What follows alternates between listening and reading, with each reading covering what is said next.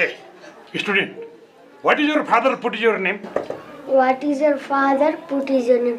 Sir, कस्तो खालको अंग्रेजी हो? तपाईले भनेको मैले केही पनि बुझिन. What is your father put your name भनेको तिम्रो बाउले तिम्रो नाम के राखेछ भनेको. त्यति पनि अंग्रेजी बुझ्दैन? Sir, my father did not give my name, but my grandfather gave my name and my name is Kamal Das Silva. के अंग्रेजी बोले? के त्यसो पनि अंग्रेजी हुन्छ? Sir, my father did not give my name. यो त अमेरिकाको बेलायतको सुतो पेज हो. कस्तो अंग्रेजी बोले? नेपालीबाट मत. Sir, मेरो बुवाले हैन मलाई मेरो हजुरबाले नाम राख्नु भएको र मेरो नाम कमल राज सिलवाल हो. अरु तिम्रो बारे अरु? I was studying in Kathmandu Padmadaya School. My father's job is transfer in this village and I just joined this school. फेरि इंग्लिश बोल. नमिल्ने English. I don't like this type, okay? Or is this rest okay? Not yet, okay?